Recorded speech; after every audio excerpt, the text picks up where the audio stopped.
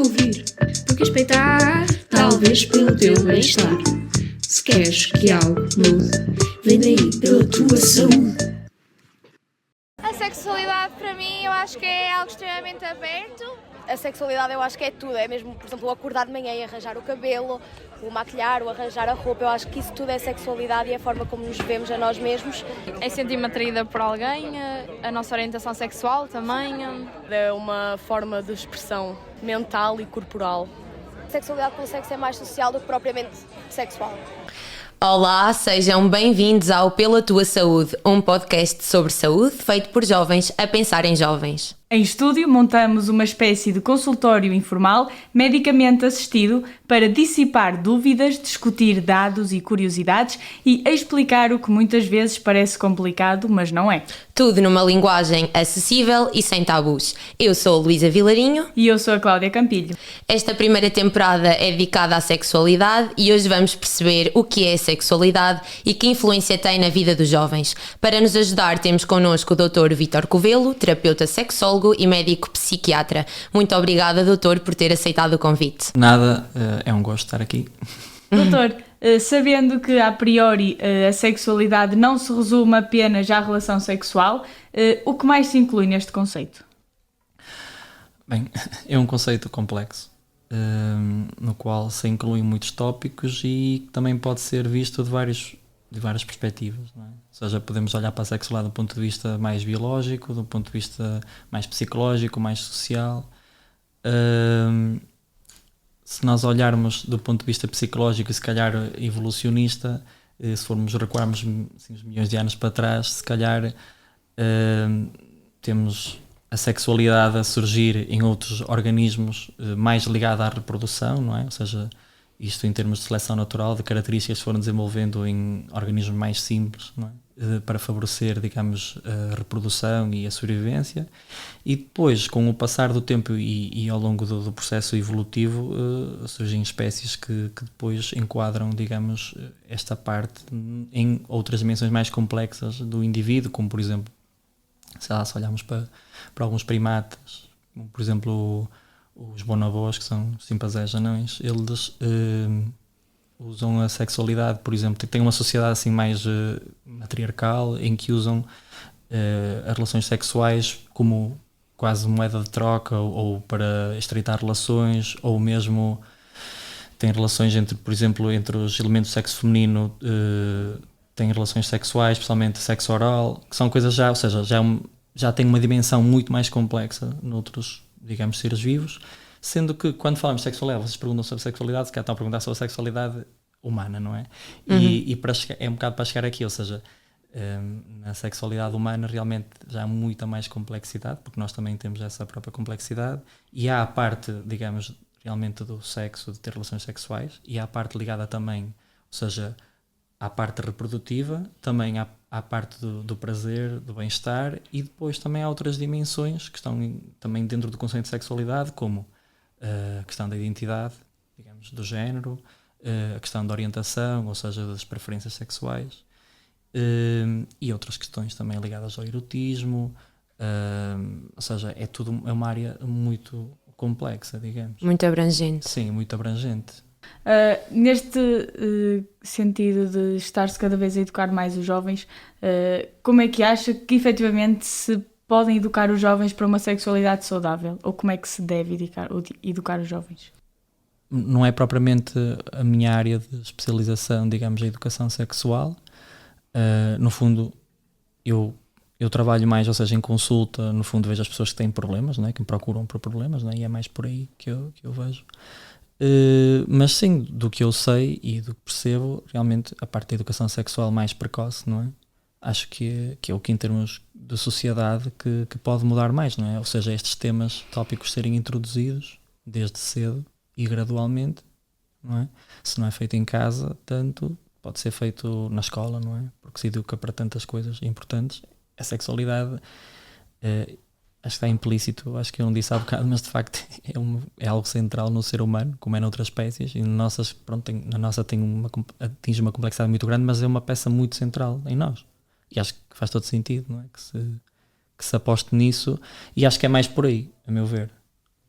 E quais é que são os aspectos que mais levam os jovens a procurar ajuda médica dentro deste tema da sexualidade? Ou seja, no contexto de consulta, o que é que eu vejo mais? Assim, os grandes grupos diferentes, digamos, de problemas.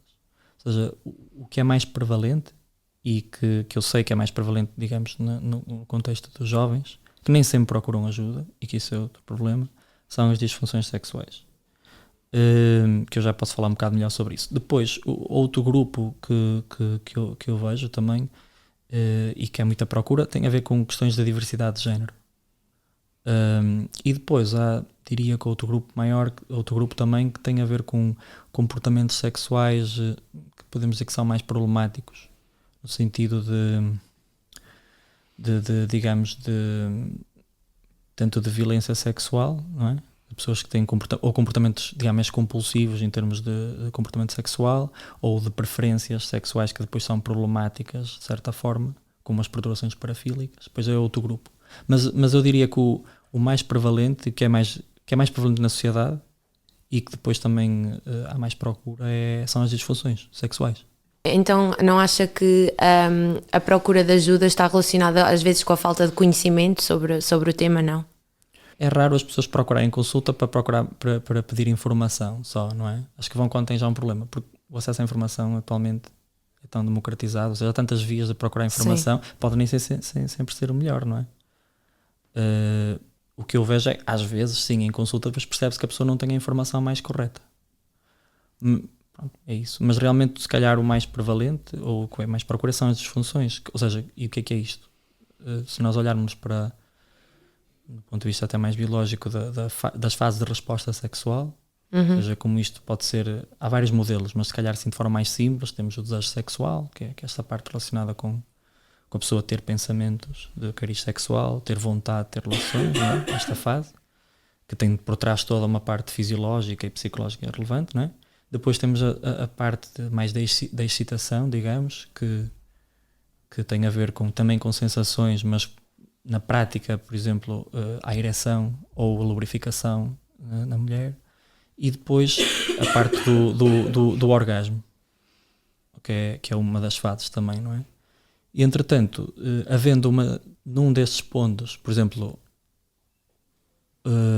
havendo num destes pontos algum tipo de problema, ou seja, se a pessoa tem pouco desejo, ou se depois tem uma disfunção erétil, ou se tem uma ejaculação precoce, por exemplo, ou seja, depois vamos catalogando consoante cada fase é que está prejudicada, não é? E é aí muitos problemas. Sendo que, para qualquer um destes problemas, pode haver sempre várias causas, e normalmente, da mesma forma que eu estava a falar há bocado, que digamos que a sexualidade é quase que um tema multidisciplinar, aqui é igual. Quando se olha para um problema destes, tem que sempre olhar para os fatores biológicos, para os fatores sociais, para os psicológicos que estão envolvidos neste problema. E nesse sentido, quando falamos de jovens, habitualmente este tipo de disfunções tem mais a ver com problemas, digamos, causas mais psicogénicas, digamos, que têm a ver com fatores psicológicos, do que tanto os físicos ou biológicos que depois se veem nas pessoas mais idosas ou assim. Doutor, a sexualidade é um conceito que não é uniforme para todas as pessoas, já que também tem muita influência cultural e social. De que forma é que estes contextos sociais e cultural influencia a sexualidade? Se calhar, se nos der exemplos práticos, pode ser mais fácil. É óbvio que a questão cultural e social sempre influenciou a sexualidade. Ou seja, os grupos, ou seja, a sociedade acaba por impor certas regras que são acordadas sobre o comportamento sexual, como é que as pessoas se expressam sexualmente, como é que elas devem ter relações, etc. E sim, todas as sociedades, isso mais complexas sempre existiu, não é? Se olharmos, por exemplo, para a religião, que é usada também como um veículo de forma de controle também social, muitas vezes, de implementação de regras sociais, podemos ver que há quase sempre regras associadas à sexualidade, não é? Como, sei lá, como a monogamia, ou como uma pessoa só poder ter relações para procriar, ou como é que, por exemplo, a mulher se pode expor fisicamente. Tudo isso tem impacto na sexualidade, não é? E todas as culturas têm visões diferentes sobre isto, não é? E nós muitas vezes vemos isso, porque é mais fácil, claro, perceber isso quando vemos pessoas de culturas diferentes, não é? E pronto, vivemos numa sociedade multicultural e às vezes acontece, não é? Quando vês pessoas, por exemplo, em consulta, há consultoras diferentes, com outras ideias diferentes, há preconceitos diferentes sobre a sexualidade que às vezes têm algum impacto também e que podem ter. Sim. Estamos aqui a falar da influência que a sociedade e que a cultura tem na sexualidade de cada pessoa e neste caso dos jovens, e acho que é inevitável falarmos das redes sociais, a questão dos mundos virtuais, como é que eles podem influenciar a nossa sexualidade? De várias formas. Lá está, porque as redes sociais acabam por ter tanta informação e é tanta coisa possível que se pode fazer e que se pode veicular em termos de informação nas redes sociais, que depois também pode interferir na sexualidade de muitas formas. Sei lá, assim estou-me a lembrar à partida, assim uma primeira que me lembro é, por exemplo, as pessoas poderem se colocar em risco no sentido de serem exploradas do ponto de vista sexual, de serem, ou de haver comportamentos, por exemplo, eu acabo por acompanhar algumas pessoas que têm alguns comportamentos de violência sexual, por exemplo, e que usam as redes sociais para, através de perfis falsos, por exemplo, de entrar em contacto com pessoas mais novas, assim, fazendo-se passar por outras pessoas, não é? Por exemplo, isso é uma forma da qual as redes sociais podem colocar a pessoa em risco do ponto de vista sexual, digamos, não é? Depois, tantas outras, ou seja, a questão da exposição que há da imagem corporal, por exemplo, ou seja, de objetificar os corpos e das pessoas procurarem a aprovação e disso levar, se calhar, a exponenciar, ir a um extremo, digamos, de como é que a pessoa se mostra e a pressão que pode haver para isso também altera a forma da pessoa ver a sexualidade, não é? Portanto, depois também as pessoas nas redes sociais partilham o que querem, não é? E fazem uma seleção, digamos, muito artificial do que querem mostrar ao mundo, e muitas vezes também isso pode criar uma visão muito enviesada do que é a vivência da sexualidade por parte de outras pessoas, no sentido de que tanto a sexualidade como, sei lá, como a vida em casal, como a vida romântica, ou seja, as pessoas podem mostrar uma versão idílica do que é tanto a vida romântica como a vida sexual que têm, e as outras pessoas, e as pessoas que vêm podem pensar, mas a minha vida não é assim, estou mesmo mal, ou essas comparações podem surgir, e isso pode ter um impacto muito negativo na autoimagem do ponto de vista sexual ou do ponto de vista das relações amorosas também, por exemplo. São alguns domínios onde pode interferir, mas são imensos. Se calhar um bocadinho por aí dentro de objetificar o corpo, de haver cada vez mais partilhas, estamos num mundo onde praticamente se perdeu o conceito de privacidade. Que influência é que mais uma vez isso pode ter na sexualidade dos jovens? Bem, é assim, isso é óbvio que, pronto, vai ter, que tem influência, como é óbvio. Agora, é uma mudança que tem a ver, é a tecnologia de certa forma também estar a forçar um bocado depois uma mudança cultural através das pessoas, não é? A questão como se olha para o corpo e como se expõe é algo que vai entrando também na cultura, de certa forma. Como é que isso se traduz na prática da sexualidade? É assim, obviamente tem a ver com principalmente as questões da autoimagem, acho eu, e disso que pode provocar em termos de insegurança, por exemplo, mas mais na questão das comparações, não é? Ou seja, se a pessoa idealiza a imagem, uma imagem corporal, e que idealiza que isso estando associado à parte sexual, acho que isso pode condicionar, não é? Principalmente nas questões de insegurança, sim. É sabido que tem aumentado efetivamente o número de jovens presos por crimes de abuso sexual, sendo que a grande maioria são rapazes. O que é que justifica isto? Serão traumas? Não. Então, é possível que haja um maior escrutínio ou maior atenção a este tipo de crimes. Esse é um fator que provavelmente será bastante relevante, que antes isso não era tido em conta. Não é? Acho que isso é muito relevante. Agora, se calhar, as pessoas também estão mais abertas a fazer queixa. Sim, mais abertas a fazer queixa, e também, se calhar, há uma maior monitorização disso. Penso que sim. Como estava a dizer há bocado, há crimes que têm a ver mesmo com o acesso à tecnologia, não é? sei lá, há um tipo de crime em particular que só é possível com tecnologia, por exemplo, que é a pornografia infantil, por exemplo.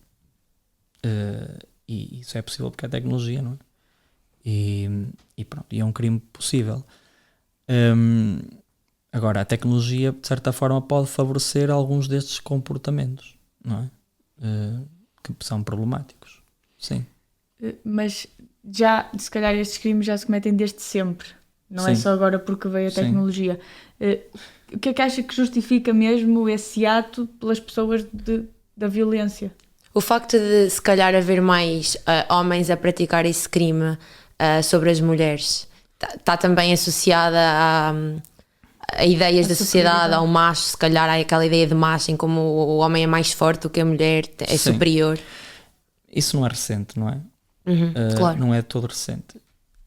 Ou seja, o que mudou recentemente, está a mudar, é a perspectiva que a sociedade tem sobre isso.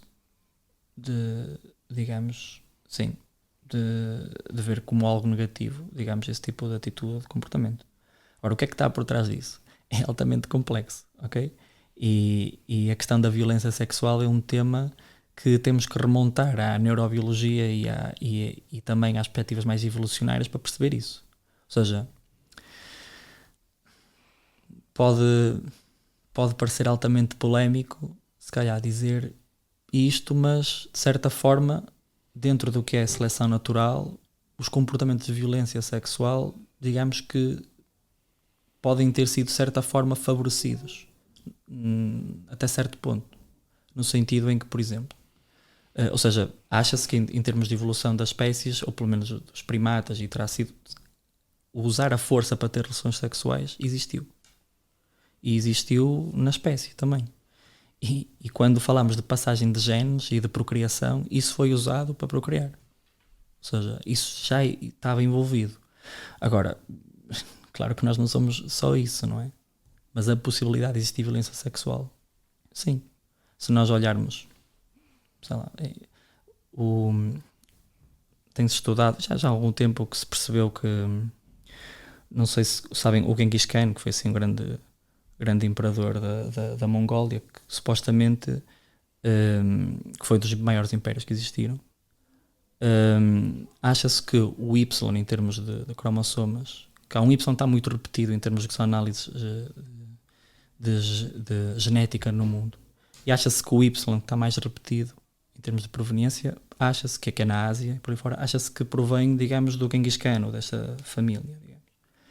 E nós sabemos que o Genghis Khan, que terá tido relações sexuais com se calhar milhares de mulheres, e grande parte delas terá sido à força, provavelmente, não é? Porque ou seja, eles saqueavam, conquistavam, etc. E temos que admitir que ele passou, ou seja, este comportamento de violência sexual foi, digamos, se calhar se olharmos numa escala assim mais a longo prazo, pode ter sido de certa forma selecionado, ou seja, há aqui por trás disto alguma coisa, pode haver. Agora, isso é um dado que tem que ser analisado no contexto de algo muito mais complexo que é o comportamento humano, não é? Nem desculpabiliza de todo o que possa ser feito em termos da violência sexual, como é óbvio. É só que é um dado importante, só estou a dizer isto porque é importante, é muito complexo analisar essa temática. E quais são as consequências da violência para as mulheres ou para quem é violentado na sexualidade?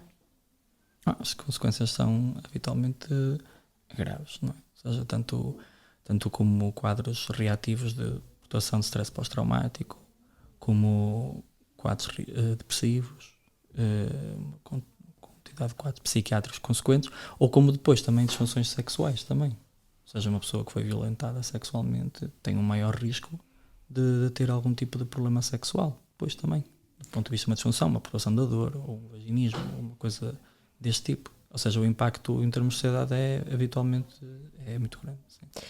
Outro tópico em que os jovens demonstraram interesse foi na questão dos fetiches, ou da parafilia, num termo mais técnico. Antes de mais perceber o que é que são os fetiches, em termos médicos, mas também em termos sociais, porque o que para mim pode ser um fetiche, se calhar para a Cláudia pode não ser, ou porque temos religiões diferentes, ou vivemos em contextos diferentes. O que é que são fetiches? Então, esse conceito tem evoluído um bocado ao longo do tempo, porque a certa altura, quando se começou a falar disto, do âmbito mais científico, digamos que os interesses sexuais que estavam fora do que é quase o coito, não é? As relações sexuais por coito quase que eram catalogadas como algo desviante, não é? E um problema. Atualmente a perspectiva que se tem sobre isso é um bocado diferente, não é? Ou seja, nós só classificamos como uma perturbação, eventualmente, parafílica, quando um interesse muito específico, que fora, digamos, do que é mais convencional, é problemático para a pessoa, lhe causa sofrimento a ela, ou causa sofrimento ao outro, ou então quando envolve pessoas ou seres que não têm capacidade de dar consentimento sobre ter relações sexuais, como por exemplo na perturbação de pedofilia, quando a pessoa tem um interesse específico por menores que não podem dar consentimento, porque aí não se pode avaliar a questão é diferente, não é? Não é questão da violência física ou o que seja, mas é mais, não consegue dar consentimento à criança, não é? E então dentro disto há vários, ou seja, há muitos interesses específicos sexuais que são inofensivos, não é? E particulares que as pessoas têm. Então há fetiches que não são um problema. Claro que sim. O outro dia estava com um paciente que não tinha nada a ver, era uma questão de sexual, sei lá, era um problema sexual que ele tinha, e ele tinha um interesse específico por colãs. Pronto. E era algo que pedia sempre às parceiras para usar colãs, mas aquilo não tinha problema absolutamente nenhum.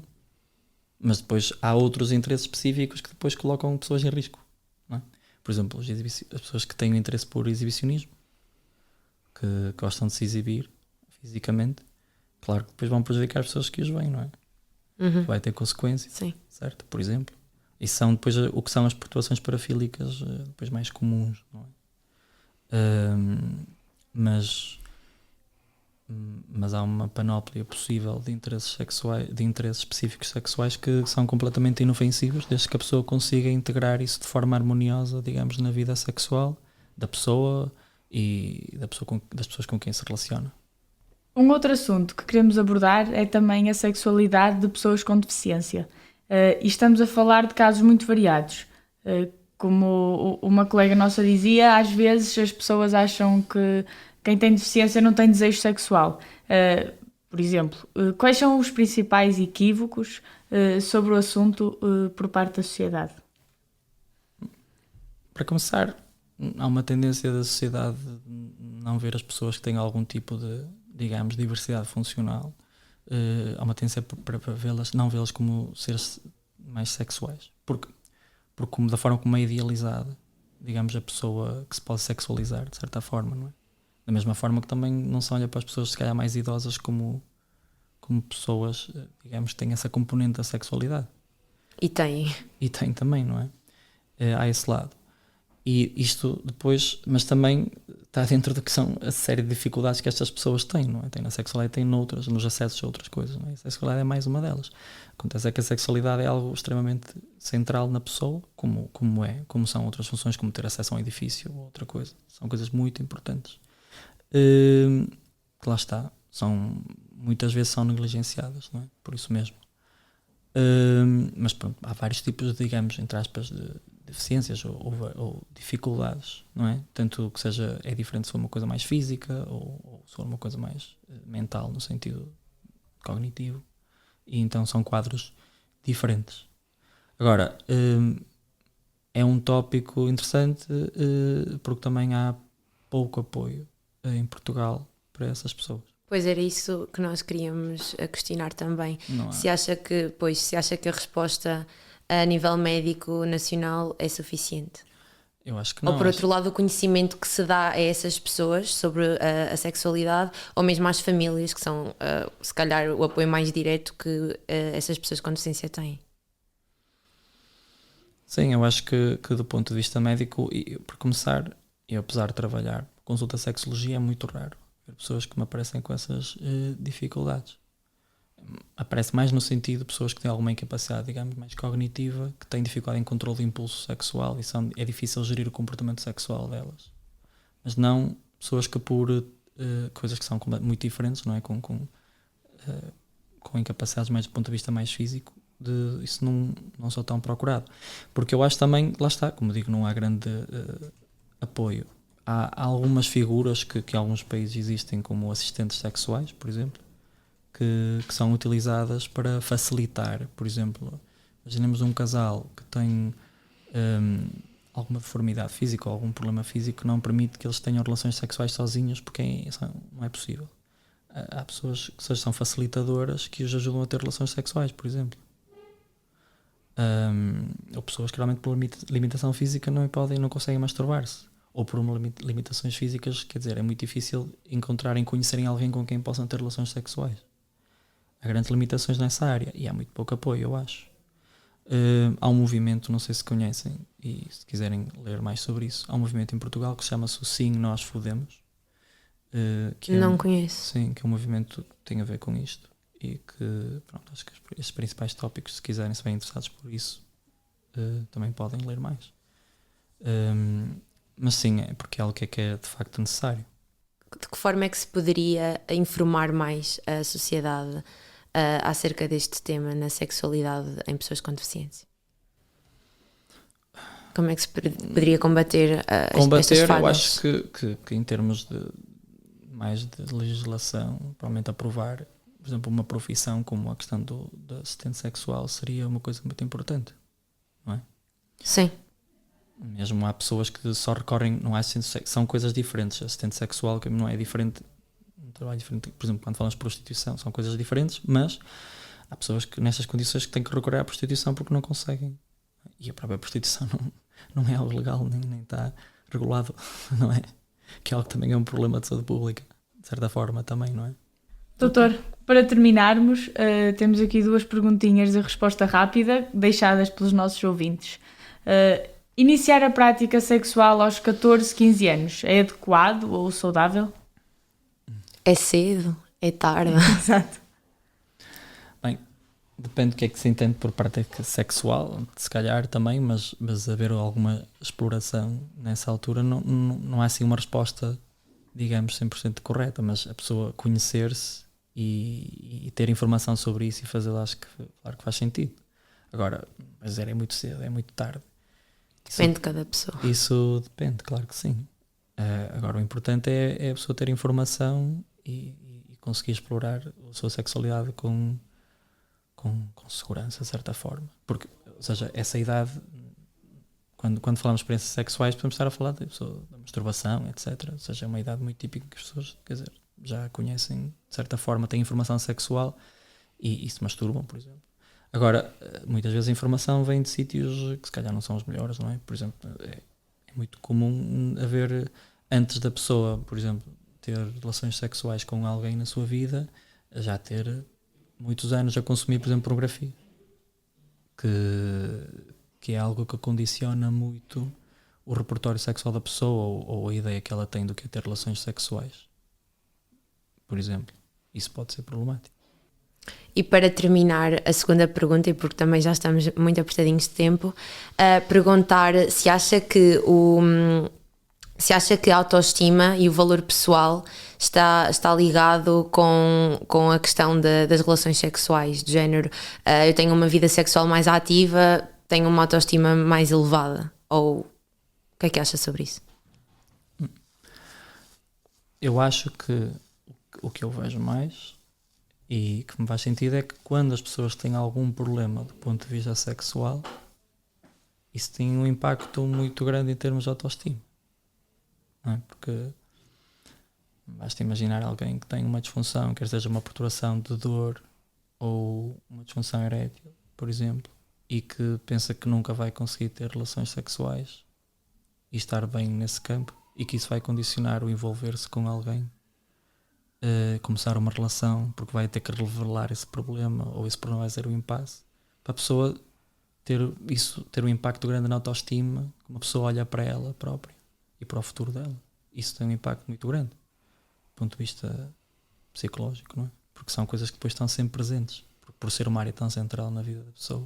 A pessoa vai pensar muito sobre isso, vai sofrer muito, vai criar muitos evitamentos na vida dela por causa desse problema, por exemplo. Muito obrigada, Dr. Vítor Covelo. Fica por aqui este episódio do Pela Tua Saúde, o podcast de JPN sobre saúde feito de jovens para jovens. Regressamos em breve com mais um tema ligado à sexualidade. Fiquem atentos. Até à próxima. Até à próxima. Porque ouvir, Porque respeitar, talvez pelo teu bem-estar. Se queres que algo mude, vem daí pela tua saúde.